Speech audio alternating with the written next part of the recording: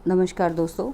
जैसा कि हमने पिछले वीडियो में सुना मंगल ग्रह के बारे में, आज हम बात करेंगे बहुत ही प्यारे से एक ग्रह के बारे में जिसका उल्लेख लाल किताब में सबसे ज़्यादा है और उसका नाम है बुध। बुध यानी माँ दुर्गा। बुध के रूप कौन कौन से हैं? आपके घर के जो टीनेजर बच्चे हैं, 9 साल से छोटी कन्याएं हैं, आपकी बहन, आपकी बुआ, आपकी साली, आपकी मासी, ये सब जो है समझ लीजिए बुध के रूप है। तो सबसे पहले जानेंगे हम लोग प्रथम यानी फर्स्ट हाउस में जो ये होते हैं जिनका बुध फर्स्ट हाउस में है, चाहे वो अकेला हो तो सबसे ज़्यादा आपको इफ़ेक्ट दिखेंगे। अगर किसी के साथ है तो उस ग्रह के भी गुण इसके बीच में होंगे, क्योंकि बुध जहाँ बैठता है वैसे ही रंग ले लेता है। ये लोटा है, ये जिधर भी कोई ग्रह बैठता है उसी के साथ हो लेता है। तो इस तरीके से बुध का एक खासियत सबसे ज़्यादा लाल किताब में इसीलिए बताई गई है कि ये पर्सन जो है, ये ग्रह जो है, जिसके साथ जैसा रंग में बैठेगा वैसे ही जो है रंग ले लेगा। पहले हाउस में बैठेगा तो बहुत ही अच्छा बोलने वाला, चापलूस और दीर्घायु, बहुत ही ज़्यादा आप समझ लीजिए कि एटिकेट्स वाला, प्रशासनिक व्यवस्था वाला, नेता टाइप व्यक्ति समझ लीजिए। सूर्य के घर में बैठा बुध क्या करेगा, वो नेता टाइप ही होता है। शरारती और स्वार्थी भी हो सकता है, और ये लोग ज़्यादा औरतों में रुचि लेने वाले भी हो सकते हैं, और यही इनकी ज़्यादातर वीकनेस जो है वो देखी गई है। अगर ये शनि के साथ है तो बहुत ज़्यादा नुकसानदेही हो सकता है, क्योंकि फर्स्ट हाउस में शनि नीच का हो जाएगा। तो नीच के शनि के साथ बैठकर आप सोचिए कि ये कैसी गुल खिलाएगा। तो अकेला रहना बेस्ट है। तो आप ये देखिए, यहाँ उपाय आपको छोटा सा करना है कि अपनी साली या जो भी बुध से रिलेटेड आपकी लेडीज़ का रिश्ते हैं वो उनसे दूर रहिए, और एक डिस्टेंस बना के रखिए, मर्यादा बना के रखिए।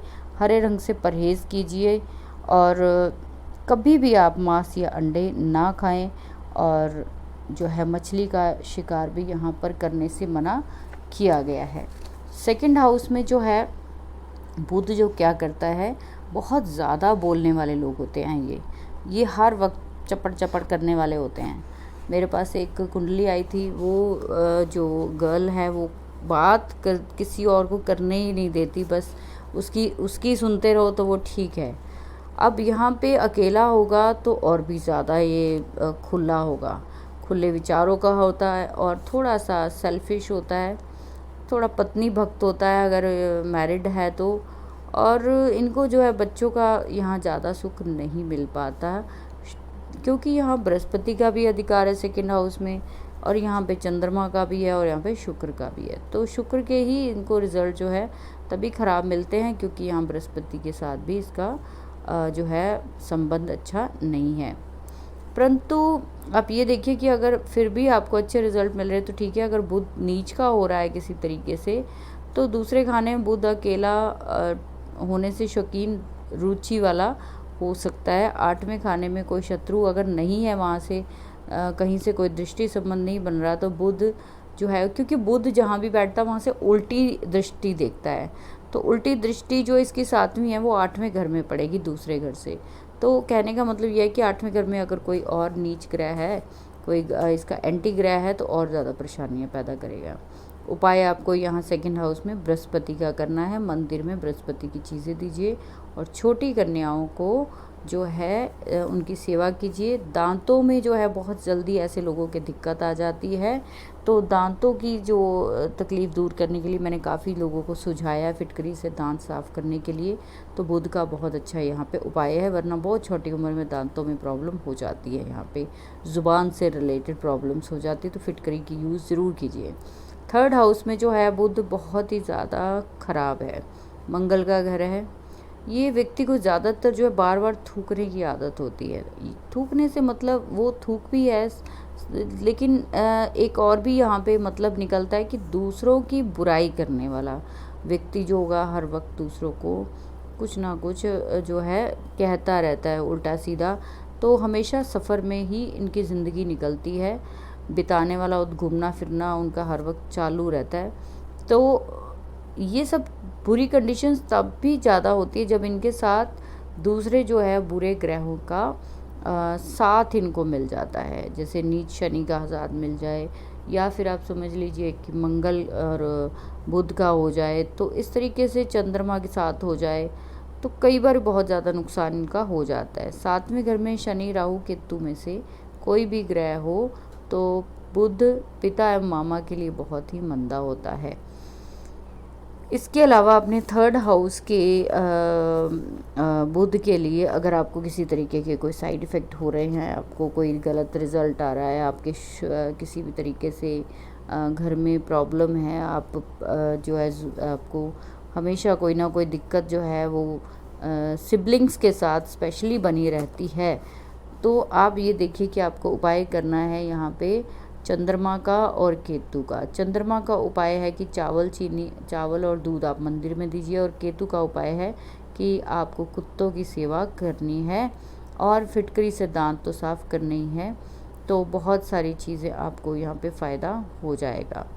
इसके अलावा अगर मैं थोड़ा वास्तु की बात करूँ तो अगर यहाँ पे समझ लीजिए थर्ड हाउस का बुध बहुत ख़राब होता है, तो आपको अगर ईस्ट डायरेक्शन में आप रेड कलर की कोई चीज़ लगाते हैं तो बहुत अच्छा रिज़ल्ट यहाँ पे इसका हो जाता है।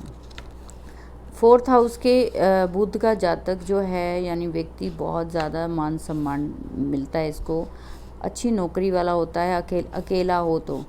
अब जैसे बुध और राहु है तो दिमाग बहुत चलाने वाला व्यक्ति होगा, घर से बाहर रहने वाला होगा, घर से दूर हो सकता है इसका काम धंधा हो, तो इस तरीके से जो जिस भी ग्रह के साथ बैठेगा उसके गुण तो लेगा ही और उसके वश में ये हो जाता है।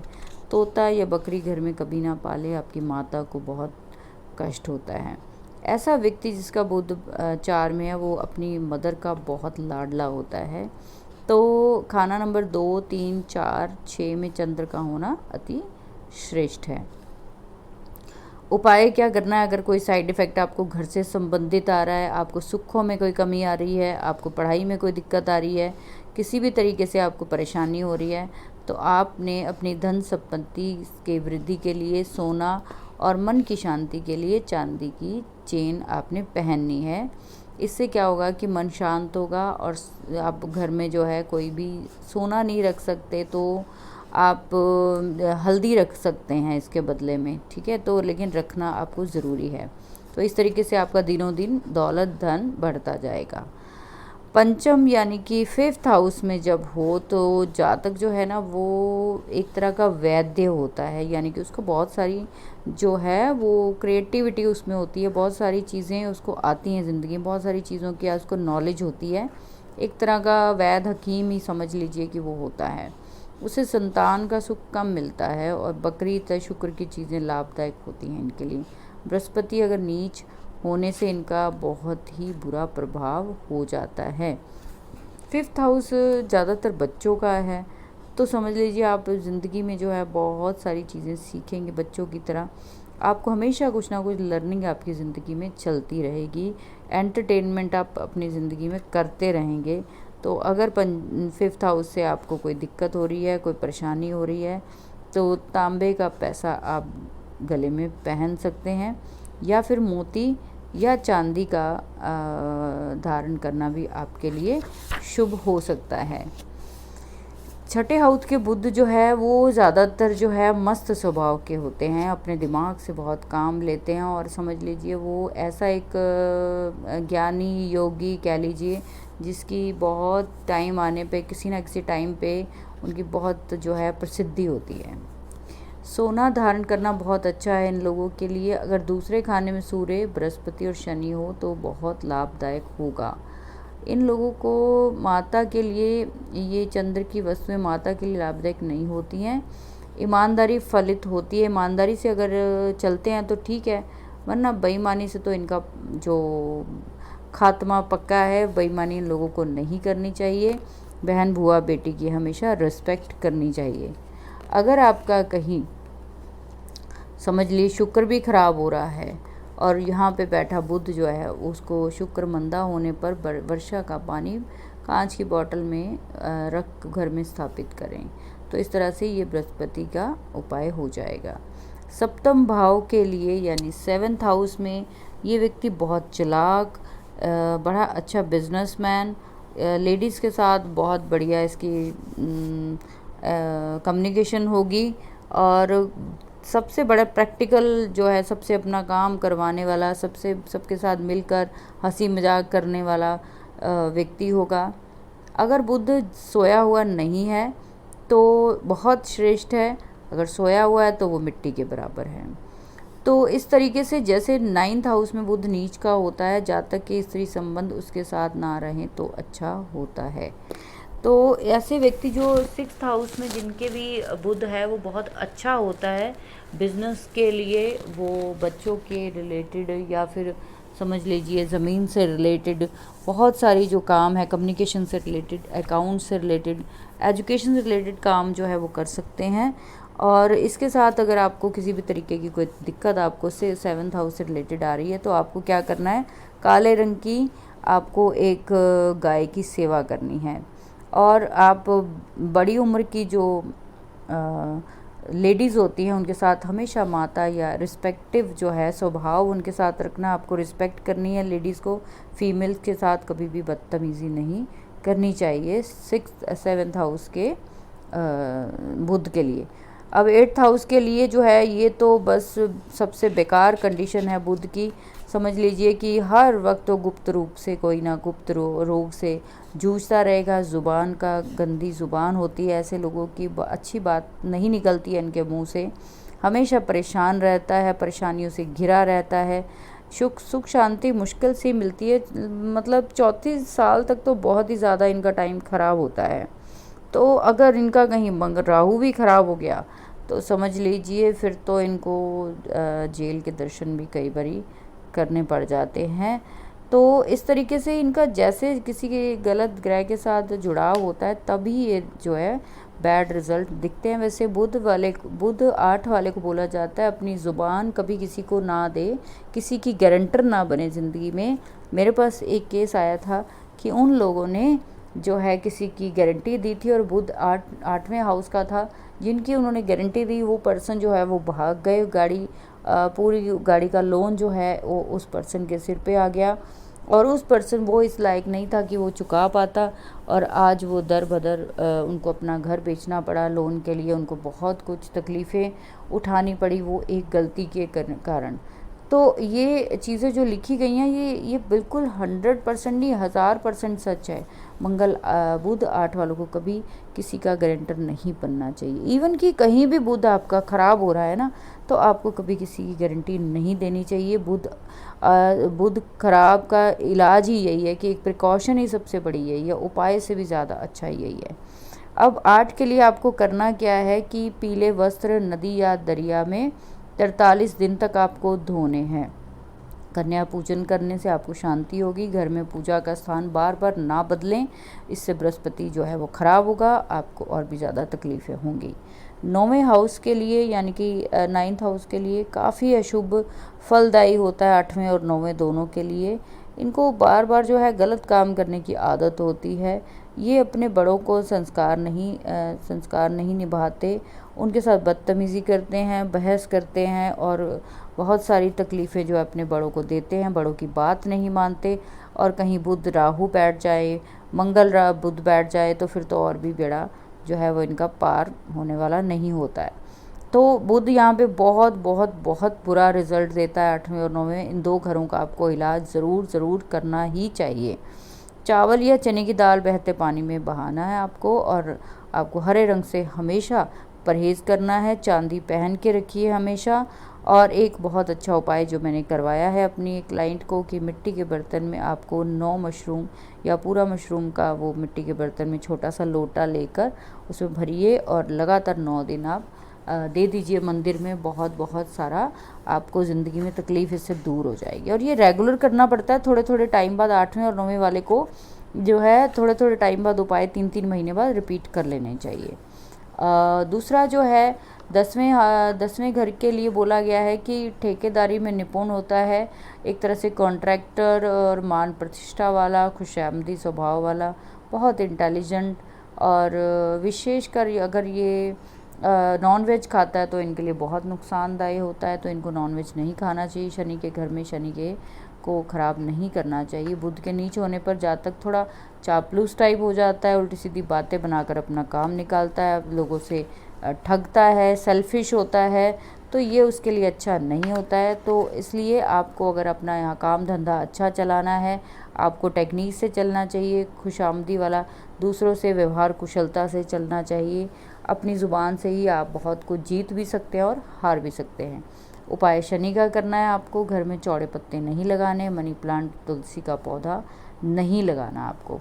48 साल की उम्र में आप मकान बनाएं, उससे पहले आप नहीं बनाएं, नहीं तो शनि आपको बहुत बुरे रिज़ल्ट देने वाला है।